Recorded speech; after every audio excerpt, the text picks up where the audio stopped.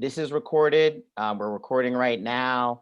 So it's not to out anyone, it's really to share the information and hopefully the common understanding and culture that is generated out of this conversation. Um, uh, I am Dr. Rahsaan Harris, the CEO of Citizens Committee for New York City, and we'd love to welcome you to Citizens NYC live event, and it's our neighborhood chat. We are trying to convene and bring people together for critical conversations. I see my friend Lou Zuckman there, and just the whole uh, notion of trying to build community when you're social distancing is more than a notion. And so we're trying to provide as many platforms for folks to come together in the, the tradition of building community, in the tradition of organizing.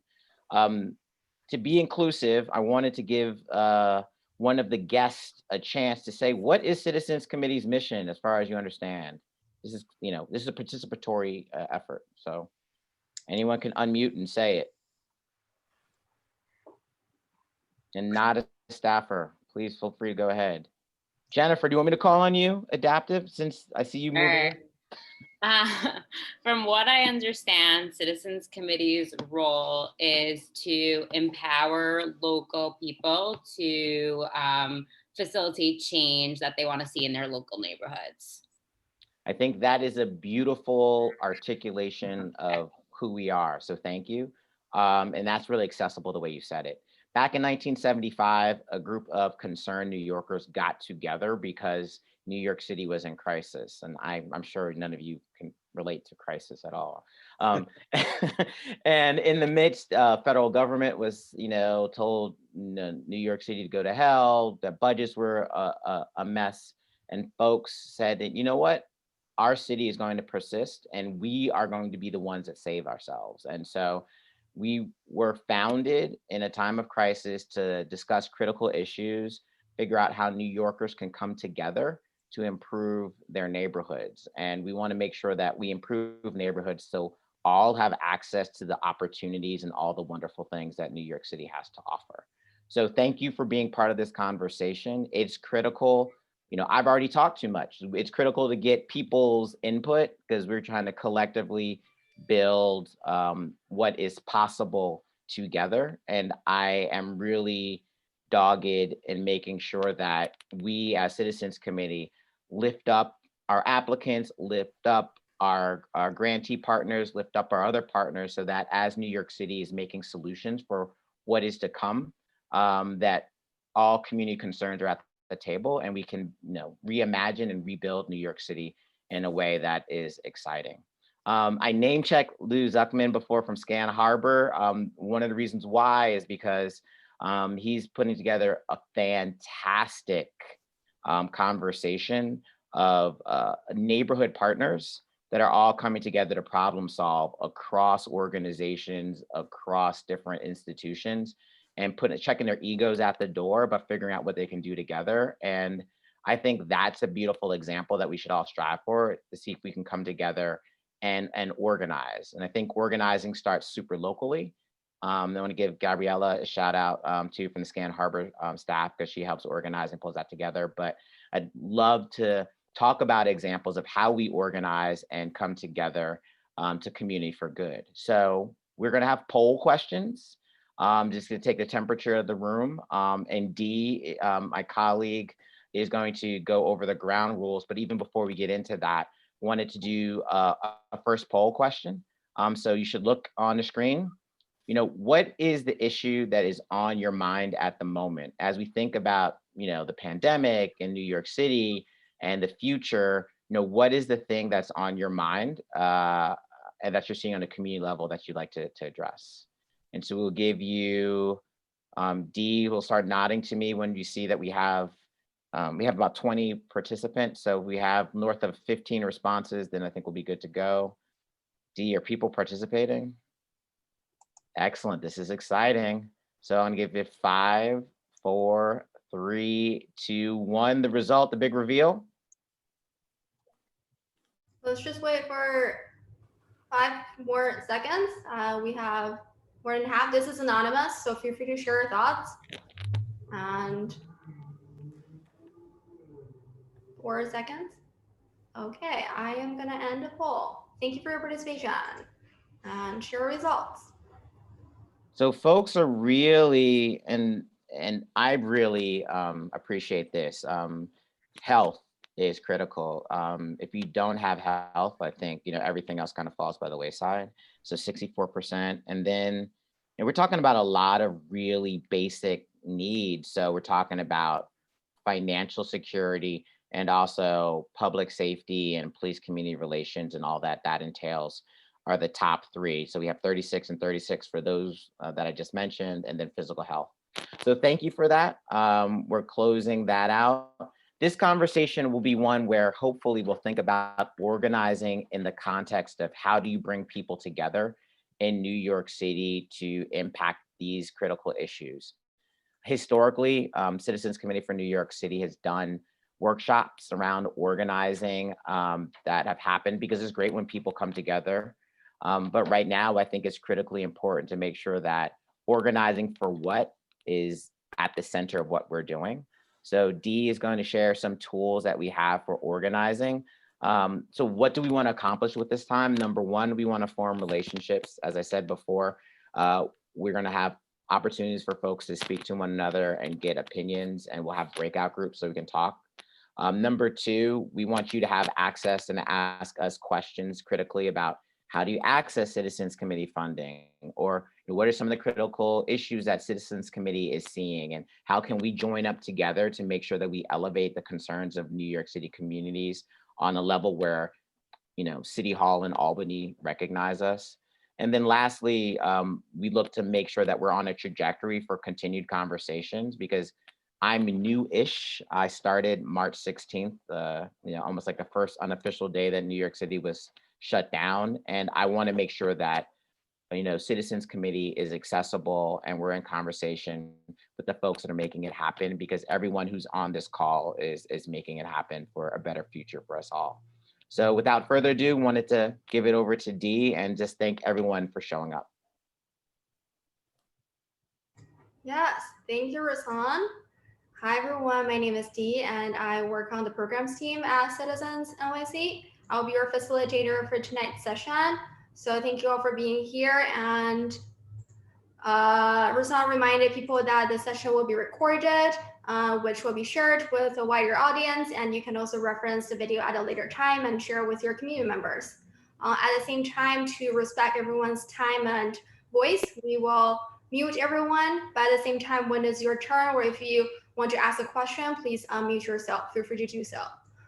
So I'll start off by saying that the past few weeks have been quite challenging and unsettling for many people, not to mention the ongoing pandemic, but also what's going on in the country and around the globe. So we've been talking for quite some time about how the country is divided and how people's values are so different. And you could have spotted during this time many issues that need a critical examination or re-examination and improvement. And it is really the time to take actions.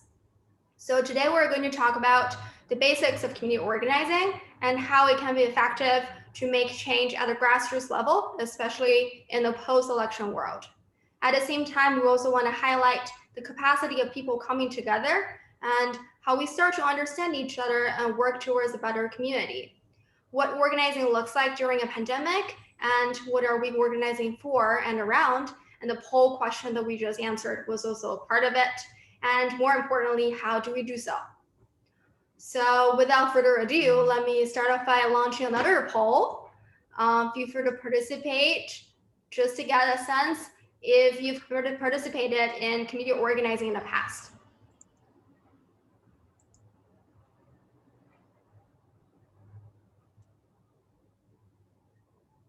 Totally anonymous, just want to get a feel of who's in the room.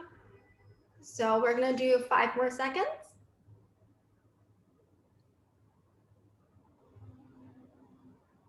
Okay, I'm ending now. Let me share results. Looks like most of us have organized in the community. Great. And the one person who answered, no pressure. We are all here to learn. There are always lessons to be learned that we can learn from each other. And so this is when I chime in too. So obviously there are a lot of expertise. So facilitating a conversation amongst everyone and folks utilizing the chat function in particular, as you're seeing certain things, it'll be critical. This is great to see folks that are thinking about organizing. And, again, my kind of educational goal, so to speak, is, how do we use organizing in this critical moment of transformation in New York City in a way that might have been different, like pre-pandemic, for folks to consider. Yes, thanks Rahsaan for highlighting the chat function. So people have been putting stuff in the chat, which is great. Feel free to do so. And now I want to see if I can get a few people to share what community organizing means to you.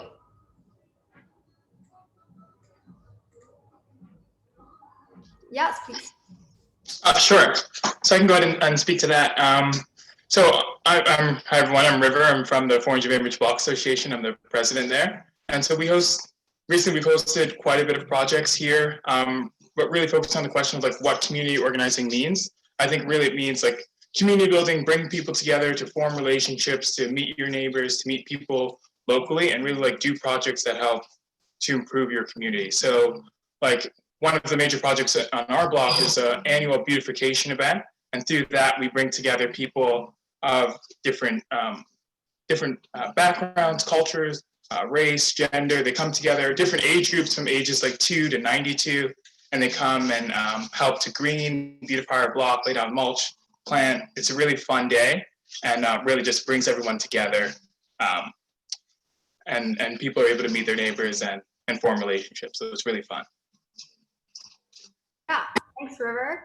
That's a great summary. I think you point out both the actual organizing work that you do, but also highlight that it means bringing people together and taking into account the diverse demographic on your block or in your community. Thank you. Anyone else want to share what organizing means to you, or any interpretation, struggles? I can share.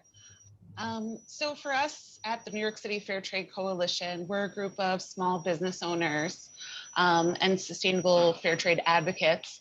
And for us, it's really been about consistency, offering things, whether it's once a month, and then really putting the power in the members' hands. So we actually have our members teaching classes to the rest of the members, and we've been actually able to pay the teachers to do this with a percentage going back to the organization. So that's just been amazing to kind of distribute the power and distribute the dollars and kind of, help us move ahead together. Yeah, that's great. Thanks, Andrea. I like that you say consistency, which means putting out programs. At the same time, that means people can rely on you because you always be there like every month at certain times. That is great. Anyone else want to share? I also saw that Angela shared your definition of community organizing in the chat, which is collaborate to create community mapping and look for patterns to see where inequity areas are. That is definitely a key area. There are a lot of things like inequality and equity that we want to talk about, especially during the pandemic. So that's definitely like a reason for us to organize together. Yes. So let me just pause for here. There will be more chances for us to speak, and hopefully we'll get temperature, get the room a little warmer, and we'll all get to speak. So we're by no means the expert on community organizing. People really have different definitions, interpretations, and goals and methods for organizing.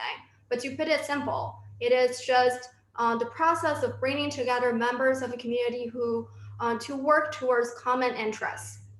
So these efforts should address a specific issue and have really clear goals.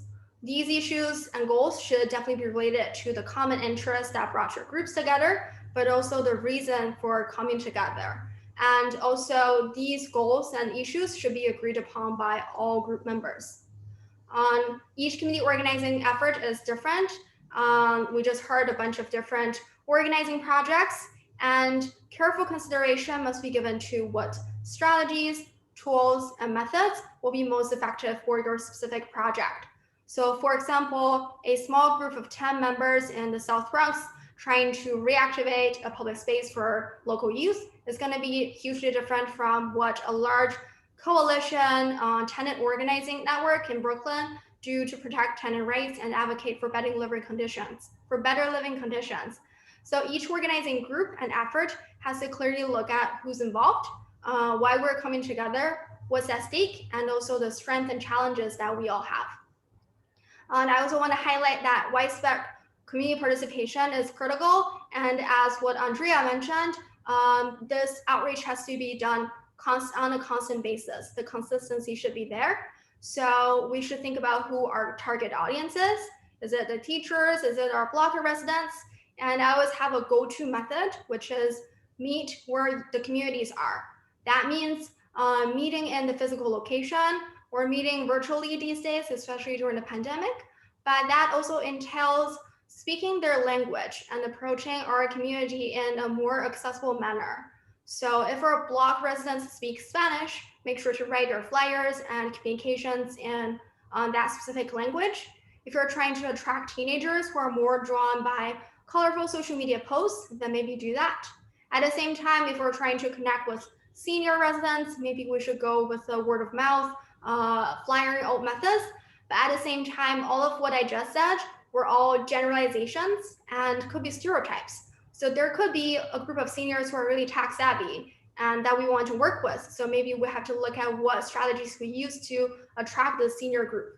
So what I really want to highlight here is just to do your homework and try to find out who are the community that we're trying to work with and how to meet them and make it easy for us to make them easy to join our effort. Last but not least, community organizing efforts should also be periodically evaluated to allow opportunities for learning. So some questions to keep in mind: what are the goals? Have they been met or not met? What are the reasons behind it? What strategies and tools were effective? What were the challenges? These questions will really help us realign with our original plan, our timeline, allow us to work better as a group, as well as redefine our mission and goals if that is needed.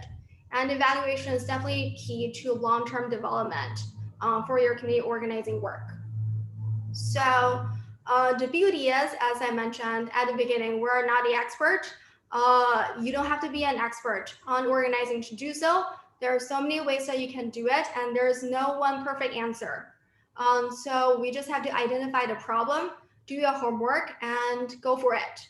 I just want to share a few examples and then of community organizing efforts to spark your ideas, and then we hopefully will hear a bit more from you about the projects you've witnessed. Really quickly, I wanted to address, because I think Angela said help with evaluation, and then there was a post about getting statistics. I think I said before, I'm Dr. Rahsaan Harris. I got a PhD in urban and public policy from the New School. The reason why I did that was I realized in trying to do community work, when you're trying to influence certain stakeholders, some people just want to talk statistics. And even beyond statistics, I'll make it more broad, like the empirical evidence that you're having an impact, evidence that something matters is really key. And so I just wanted to say really quickly, sorry if this is mundane, there's two types of evidence in general. Quantitative, that's the statistics, what percentage are, low socioeconomic status, like how many, Latinos do you have, what race are folks, yada, yada, yada.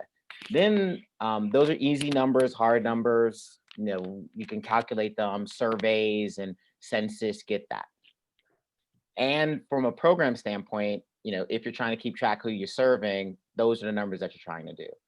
A second point that isn't insignificant and not everyone accepts it, but it can be very powerful, are the qualitative evidence. And so what I mean by qualitative evidence, it's the narratives, these individual stories that you can bring out about a family that you helped or a group of people that you helped together. It's not representative of a large statistical sample, but it can tell the story of like what impact that you have. So in regards to evaluation, I think one of the first steps is figuring out what are you aiming to do, quantitative or qualitative? And that should really match what capacity you have in your organization.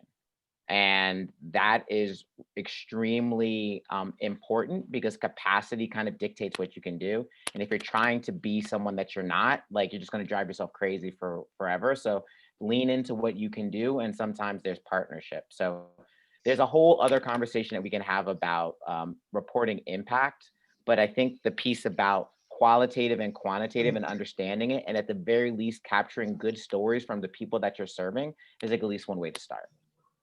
Well, I want to reach out to you one-on-one for more information, because you really kind of revved me up and I'm really excited right now. So yeah, I work at CSI, but I'm working with the Public Conversations for Change Leadership Fellow.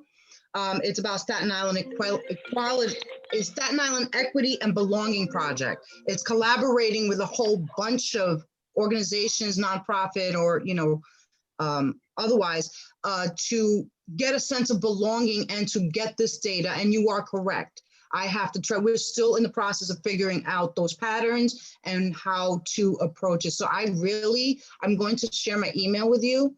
I'd like to touch base with you one-on-one. I thank you so much for that information.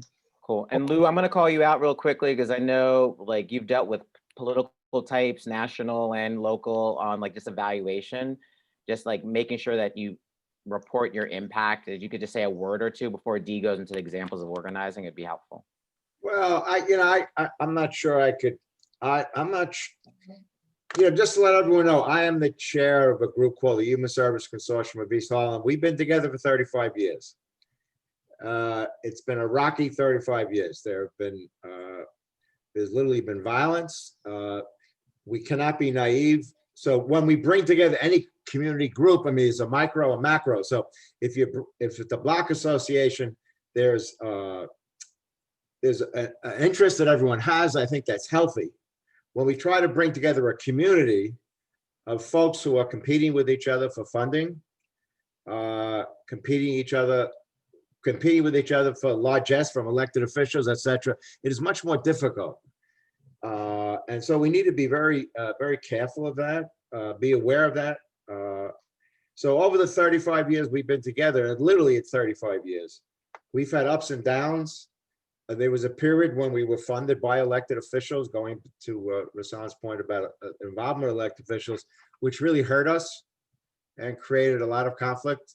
Andy Stein, who was the Manhattan Borough President, was the first person to fund us, but then Angelo Del Toro, our assemblyman, who ended up running against Andrew.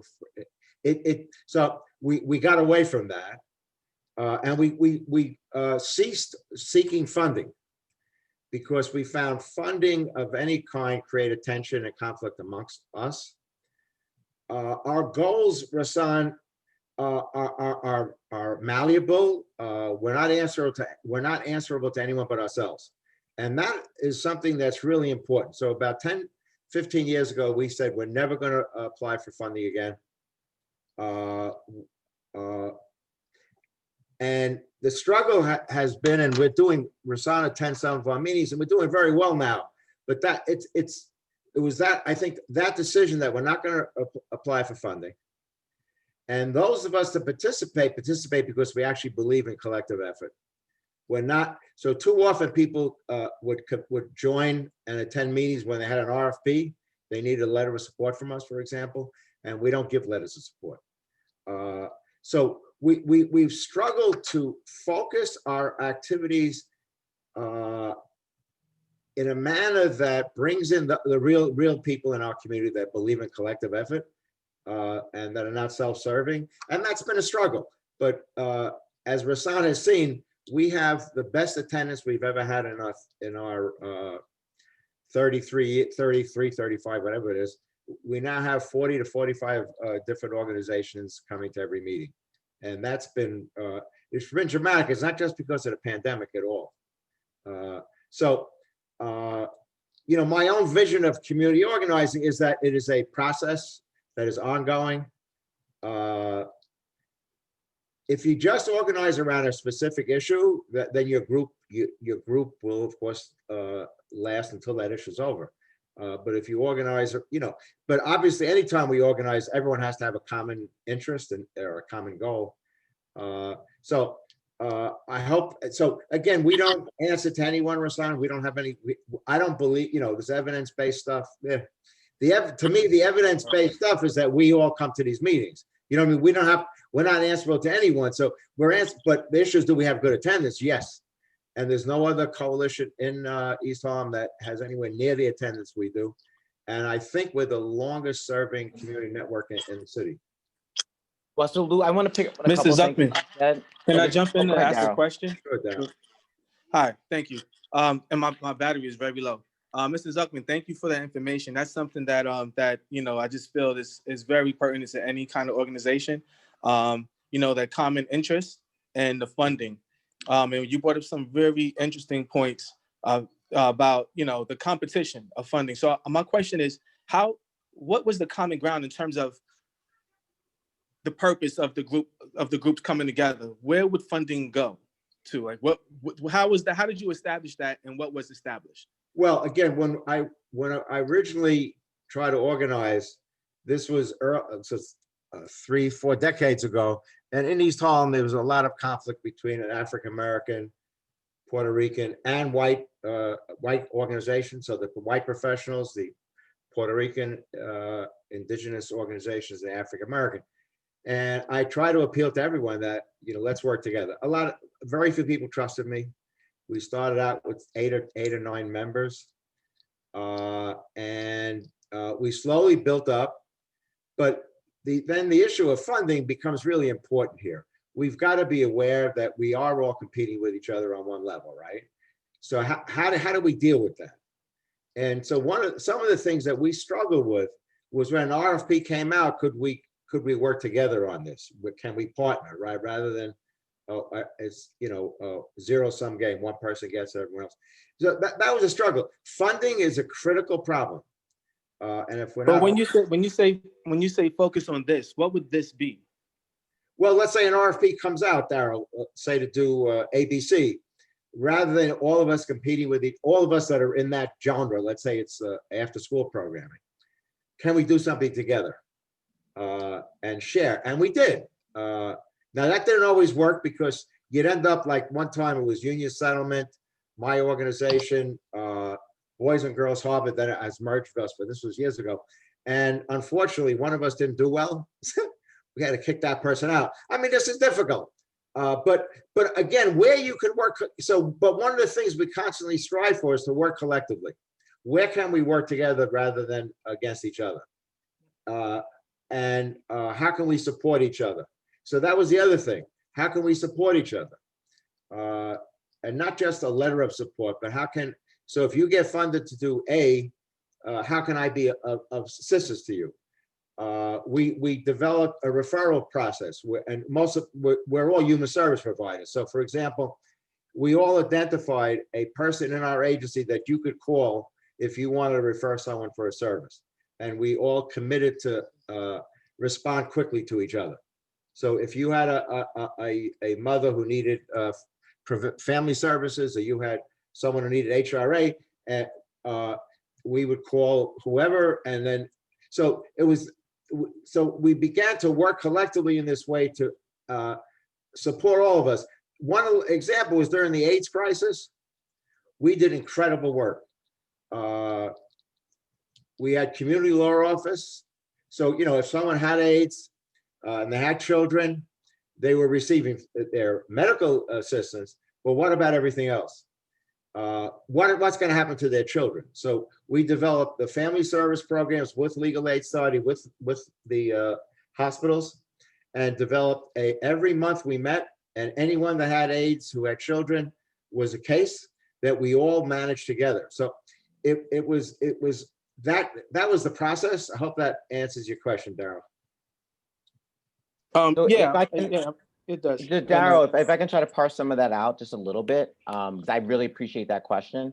So Lou said one thing about coming together is an outcome and is an indicator. It really is. And I think if you're looking at evaluation, claim every victory, no matter how big or small. And so if you're bringing a group of 20 people that never been organized before, and they represent 3,000 people within like a 5-block radius, then that's powerful. And you find a way to tell that story so that the folks that are supporting you can get it. A second point that Lou brought up, which is things fall apart because of money often.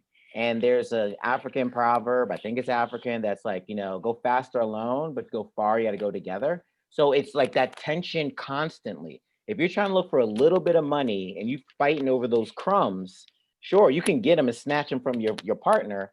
But if you're talking about systems change, like overcoming like healthcare systems that have huge disparities, you're talking about educating kids that haven't gotten adequate funding. If you're talking about changing like and reforming the criminal justice system or police community relations, no one group's going to do that. So Darryl, to your point, it's like, what are the collective goals and what do folks figure out how they can lead up to it to have a larger impact? There is something that's called the nonprofit industrial complex. What does that mean? People professionally have been working in nonprofits. They make their living off of working in nonprofits.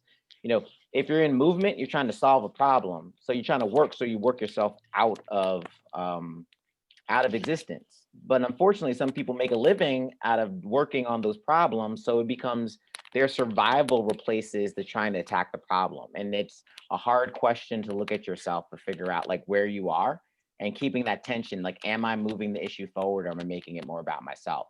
And that's one of the things that gets in the way of like coalitions and coming together.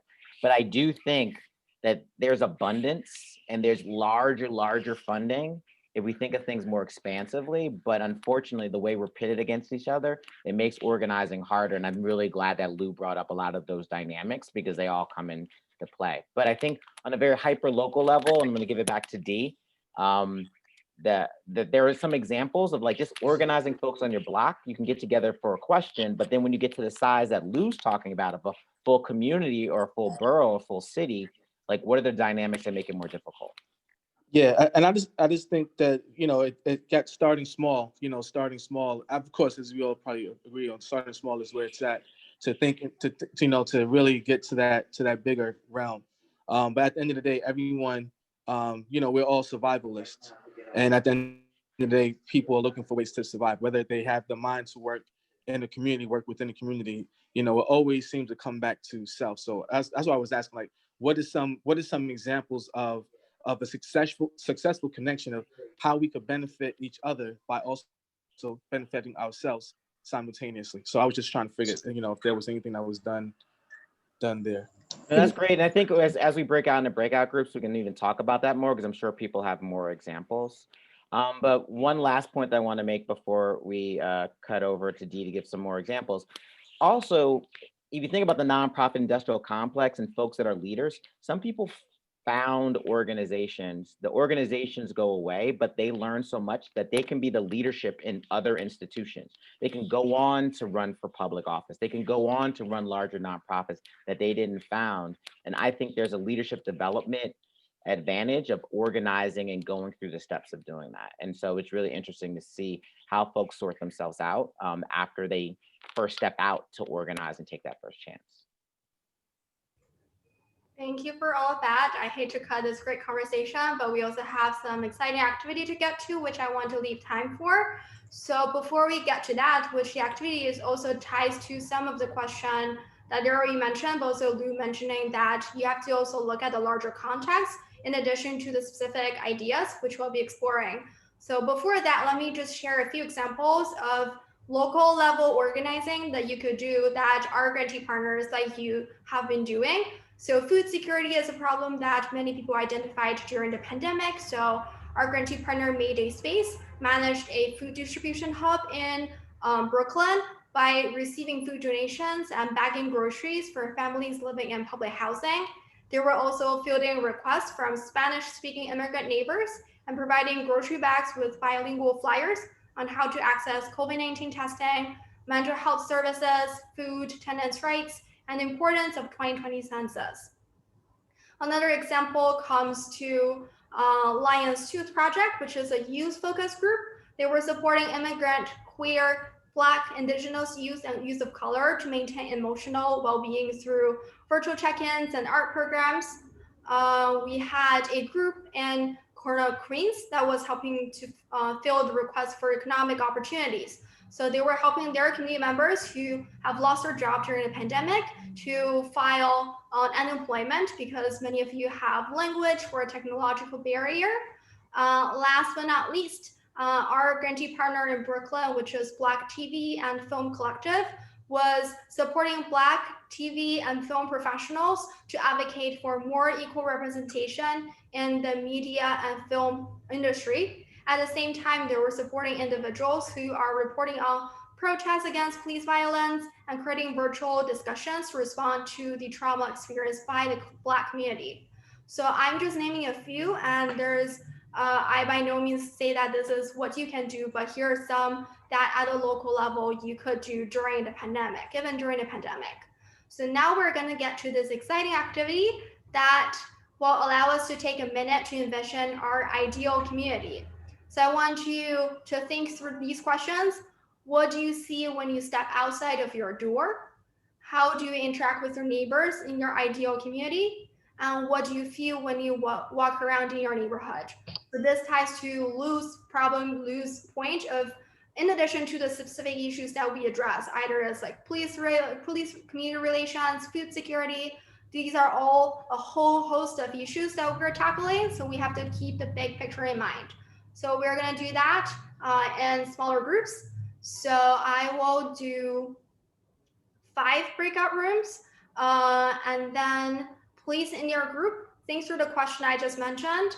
Talk to your group members of your feelings. At the same time, introduce your name, neighborhood, affiliation, and any issues and topics that you're passionate about. This is also, as Rahsaan mentioned, a chance for you to facilitate connections. So now I'm going to assign you in the breakout rooms. Seems like we've lost a few people. We're gonna do 4 breakout rooms so that, let me see. I think we can still do 5. Let's do 5. And if you have any questions during the breakout session, you can always call the help button and I'll be joining your room shortly. So we're gonna do this for about 5 to 6 minutes. Please join your breakout room. I've already assigned each of you a room.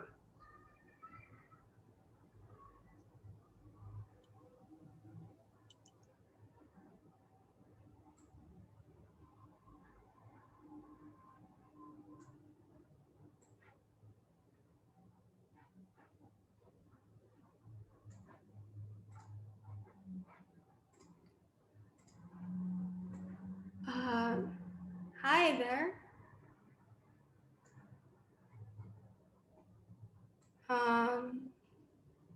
Can you guys hear me or see me?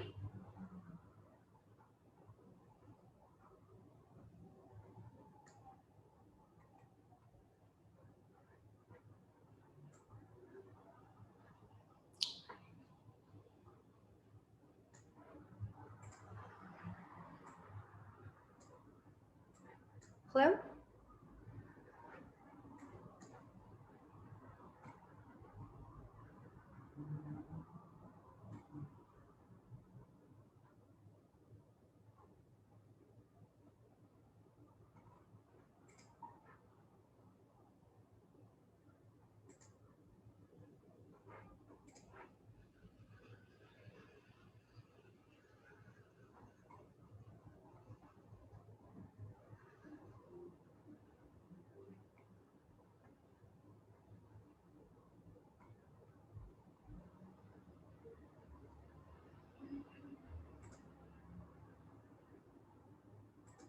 Working with leadership.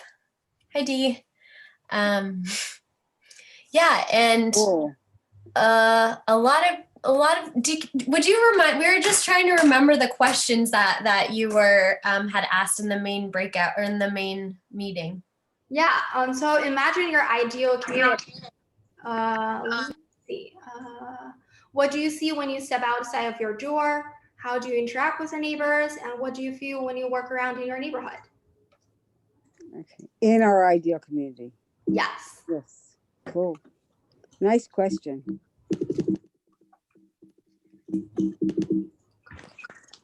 Happy to start again. I definitely like to interact, like be a part of a community. Definitely say hi to your neighbors. How's everything going? Maybe have hang out with them every once in a while. And just know kind of, I guess, where the resources are, right? Like what everyone wants to know in your community, and be able to access them, right? Because I know that's a big barrier a lot of folks face. Yeah. What about you, Sally? I guess what I want is when I walk outside, since I'm right across from the park, that I walk straight into the park and the whole neighborhood is there. Everyone's enjoying it. People are taking care of trees. Some people are playing baseball. Some are playing tennis. Some are like going for a walk. Some are going for a run. But everybody's out there enjoying this amazing forest that we have, and that they get so engaged and that they start planting trees. And that's all they want to do when they're not doing whatever else they have to do. And that our community begins to sustain itself in a way that I know that it can. So my ideal community is just everybody working together to sustain the community. I guess that's my dream. So, Great. and it makes it easier that I live right across from a forest, because you see something that immediately needs sustained. So, but it's a very different New York, I think. Yeah.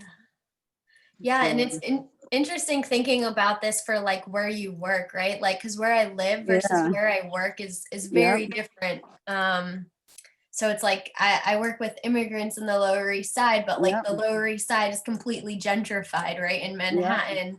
So there are a lot of resources there. Days. Yeah, my days are like planting trees and digging in dirt. So I think I have easier days than you. So, because that's quite the challenge, especially in the current world that we're living in. Yeah. But a world that just got more hopeful. So I feel so optimistic. But my days are made by things like going down and picking up free bulbs and discovering that they're tulips. And you're so excited, you can't wait to get back to your neighborhood and plant them. So I don't know. It's the sustainability of the city. Nice. So, but that's my ideal. So have you worked with Citizens Committee for a while?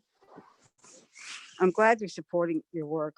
I really love Citizens Committee. I've done their leadership training, and if you haven't done it, it's well worth it, because you get to meet people from all over the city. And a lot of people will say, but we have to all go and meet at this place. And it's just like, you get to know every borough one of the things that's sometimes hard about New York is we get so isolated in where we are that we don't see the rest of the city.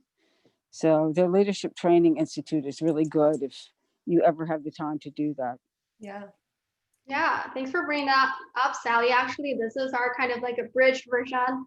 I know you participated as like an extensive, like an afternoon, and you meet with people, but these days that is difficult. So we're trying to make it short and get people to interact with each other. But the beauty of it is I love it.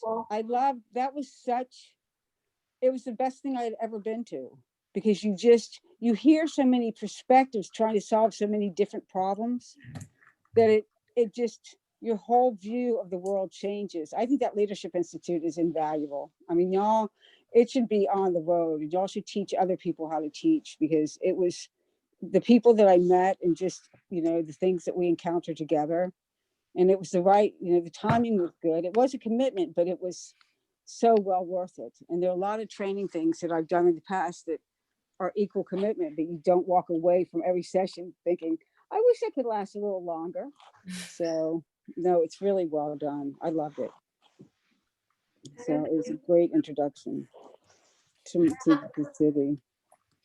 Yeah, and Dee, I guess just while we have you here, I wanted to know, so this is my first time really interacting with New York City Citizens Act, and I work at a nonprofit in the Lower East Side, like I was saying, so just would be curious about like how if there's memberships or like I guess a little breakdown of the organization. Yeah. So we are a nonprofit organization during a typical world, a normal world. We would provide grants for community groups and nonprofits. So for immigrant rights, advocacy, or public space, youth programming, all of that fall under our grant parameters. But in addition to that, we provide project planning assistance. So if you have questions or need support with your work or project, you can reach out to us and we can meet one-on-one. And as what Sally mentioned, we also offer workshops. There were some on like gardening and stuff, but there are also these Neighborhood Leadership Institute workshops that we offer, that we go through like organizing, we go through like outreach, media tools, grassroots fundraising. So those are all the ways to participate with us. There is no like membership, it's all free, and for all of the workshop, it's open to everyone. Great, yeah, I'm definitely gonna look more into it. Yeah, and if you have questions, feel free to just like, I'll share my contact info in the general chat after this, so you can reach out to me for questions. Now, so I think it's time for us to bring back to the large group. Yeah, thank you so much. Yeah. I think we're getting a message. Oh, Breakout room well, closed, yeah. 55 seconds. Anyway, great to meet you. Thank you for Yeah. setting this up. I love these chats. And I always find out about them a minute, you know, like I guess the day before, but that's almost perfect for me because I'm someone who makes last minute plans. So I was a little late today, but I'm glad I made it before the breakout. The perfect timing. Okay, I'll see you in the main room. Thanks.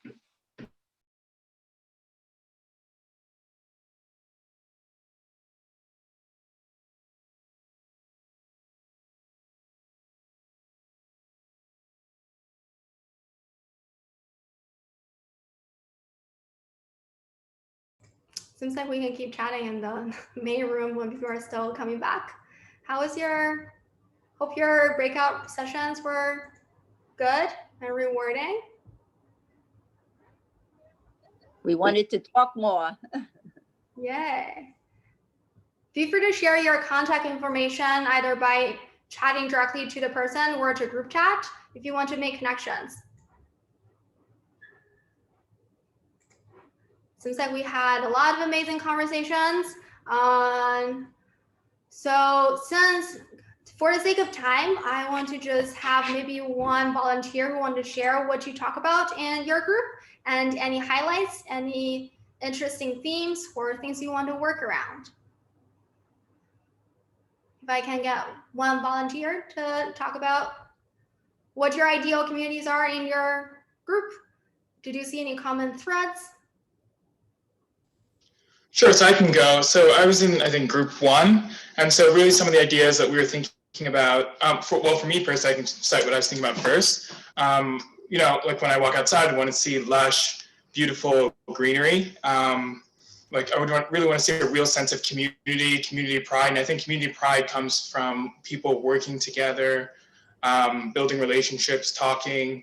One of the ladies in my group, she actually said that the house that was pictured in the flyer for this event is where she lives. And really it shows like people on the stoop, they're talking with each other. And she actually cited how, I'm sorry, is she here now? Is she still on the call with us? Because it'd be great if she could speak. Yeah, Okay. She cited that her husband, do you actually want to speak about it? my husband, Michael, he was the person that kept the neighborhood together. And he started what we called Build a Village, where everybody that was on the block, we all said hello to each other. Oh God, my phone is dying. I'm sorry, my phone is about to die. But we believe that if we reach out to each other and we speak to each other and we get to know each other, the less likely we are to be violent and hurt each other. We'll look out for each other. And when I got sick with COVID, that's exactly what my neighbors did. They looked out for me. They went shopping for me. They made sure that I got my medicine. My sons got their medicine. It was really good. They looked out for our family. And they didn't know us from Adam. My husband got to know the whole block. So everybody came out. So I really think the connection of saying, like one of our group was also saying, this is something we grew up with, that we would sit on the block and we would socialize. So we took that a step further to get all of the people, because there's so many different people. We got people from France, Germany, Italy, Harlem, the Bronx, Queens. It's a very diverse neighborhood now. It's not the way it was when I grew up, but what I want to do is keep that feeling that we all know each other. We love, we can come out, we're human beings. The police department was part of our events where they would come out and play with the kids. So that neighborhood, like the NCOs you were saying, getting to know them is a really good idea. Anyway, my phone is dying, so I'm gonna have to go. Sorry. Thank you, guys. Yeah, thank you so much, River. And your name? I'm Gwen. Gwen. Thank you, Gwen. That's fantastic. Proud to be Mike's wife. No, it's great stoop. Great stoop. And by the way, the block is named after him, Michael Lancaster Way. Wow, amazing. So I'm going now. thank you so much for sharing that. It's really powerful to hear your stories. We typically would have done this activity as draw out your ideal community. It is a little hard to realize on the screen, but I strongly encourage you to check it out and do it with your community members. It is a great way to get conversation started. Sometimes when you just say, oh, here are the issues we want to work on, it is hard to piece out the different pieces, and also try to envision, because this idea of envisioning your ideal community, draw it out in a more emotional, less logical way really helps take out a lot of the pieces that we get to ignore. And that is the beauty of community. So I strongly encourage you to do that. And going back to our earlier point, community organizing has to have clear goals and plans to be effective. But at the same time, there are also all of these issues that we work around that affect our health, well-being, and level of happiness. So we should take all of them into account. And the reason for us to organize is our community. So I just have a few quick things I want to go through before we end today's session. Feel free to continue your conversation in the chat. So I just want to quickly highlight that as a good community organizer, there are several characteristics that could be helpful. Community organizer is someone who facilitates the leadership of others, not taking up too much space, and being okay to not always have the final say.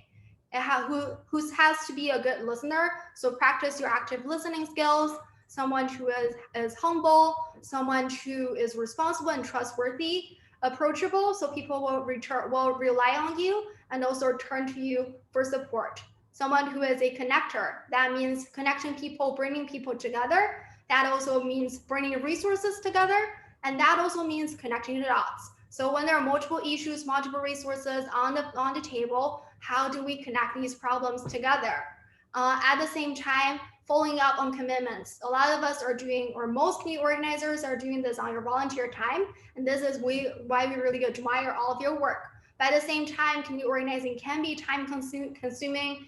There could be burnout. So the setting up a framework that allow you to follow up on commitments can really move things forward. Last but not least, returning to our earlier points, which is seeing the details as well as the larger pictures. So always keep the context in mind. And with what we just said, keeping the context in mind means understanding what and who you are working with. So communities and neighborhoods are not blank slates. Oftentimes, we see external developers and planners go into a community and instantly say, these are the weaknesses, these are the challenges, and they will just come up their own solutions. But they fail to take into account what's already there in the community, whether it's what we just all talked about, what we like about our community, the rich history, the strong local network, actively used public spaces, and etc.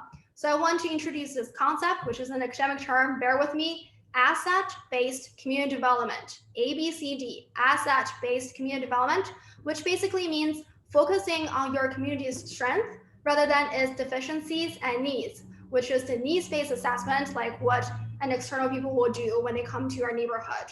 So that means you take into account the skills, talents, resources that will exist within your community as versus taking outside community resources. So when you need a DJ for your block event, look internally rather than inviting someone from a different borough. And the best practice of community organizing is being able to identify and utilize these valuable resources and bring about positive changes. So every community has resources, and no matter how many challenges we're facing, how difficult the time is, we have to acknowledge them. And oftentimes this is a unique perspective that community organizers and community members have that outsiders do not have, and we have to voice it and claim it. So I want to leave you with a tool, which is how you use this ABCD approach, which is an asset mapping. We talked about community mapping earlier. It's a similar thing. So you just sit with your community members and create a list of resources within your communities and making connections among the resources, making connection with the problems you want to address. So here are just some examples. By no means the exhaustive list, but you can think of individuals in your community who have skills. If you have carpentry, like gardening skills, bilingual skills, access to a vehicle, access to elected officials, all of these are important assets. Associations and landmarks. Cultural landmarks, I mean. Associations meaning there could be a lot of block associations. Many of you are from them, nonprofit organization, garden groups, church groups, PTAs. All of these people have resources. If you can build a coalition and exchange resources, that will be really helpful. At the same time, more formal institutions that involves like your schools, your hospitals, local government, as well as maybe restaurants. Maybe restaurants will be able to donate food for your event and they will benefit from a cleaner street and more people walking in front of their storefront. So these are all resources we have to look at. Landmark and your land, like your parks, your vacant lots, all of that should be taken into account. And more importantly, essentially keeping your money and the resources within the community, buying local, shopping local, have all the resources connected within your community. So that was a lot of information, and I want to share a useful tool with you, which, bear with me, I am going to, which I will share when Rahsaan makes remarks. Let me finish a few things and I'll share the resource in the chat. So this is basically an action planning sheet that walks you through step-by-step of how you plan, execute, and evaluate an organizing effort. At the same time, I will also share a link to our brochure for basics of community organizing. Many of you know that we've done these workshops in the past. Those handouts have information, if not more information about them. So definitely check them out and share them with your group members. So let me just do one final poll to see where we are and how we are feeling. Bear with me. Launch poll. Please answer.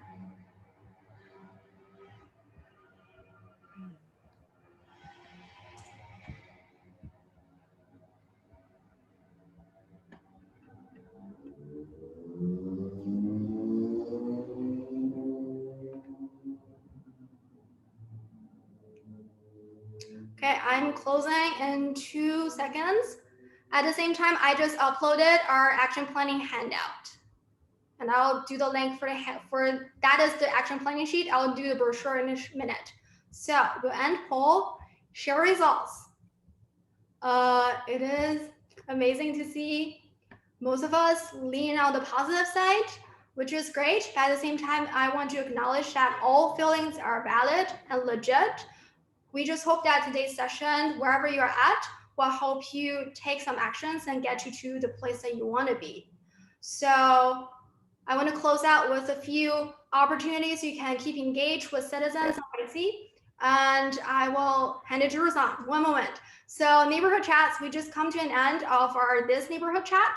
We do them monthly. The next one is early December, I believe the 8th. So you all also get a chance to meet more people in our network, including our grantee partners, nonprofit partners, funders, elected officials. So please stay tuned for that.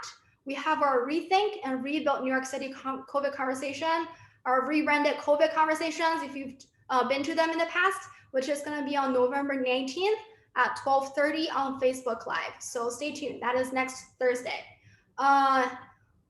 In addition, we're celebrating our 45th anniversary come December.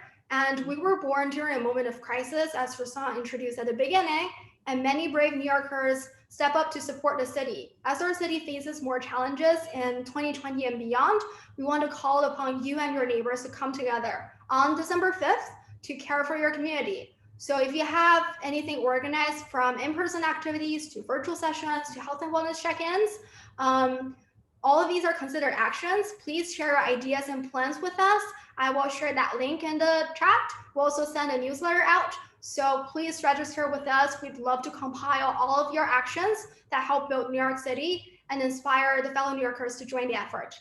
Last but not least, very excitingly, funding opportunities. We will be launching our All-in neighborhood grants in January again. It is pretty similar to our neighborhood grants. If you're familiar with us, we'll have more details available soon at our upcoming neighborhood chats and other events, so stay tuned. We will also have our OEN neighborhood business grants for small businesses across the 5 boroughs. If you know anyone that will benefit from it, please refer them to that. Stay tuned. And I'll leave it to Rahsaan. I have my contact info in the chat. I'll be uploading the other resources. Thank you so much. So Dee, thank you so much. You are fantastic. We did it, folks. We got through building community through Zoom. Who knew that you could do this? If you don't remember anything else, because you don't have to like memorize it, is that we together will make it through. And there's strength in community, there's information, there's healing. We can cry, we can laugh, we can build.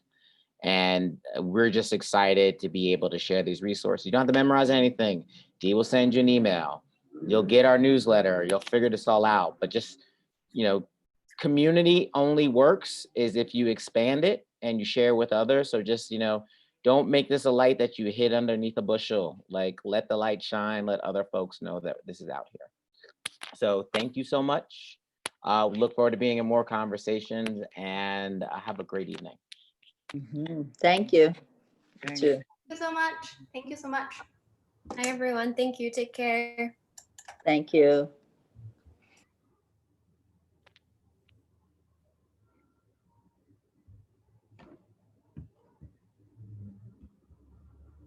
Thank you so much. Yes, thank you. Have a good night. Thanks, you too.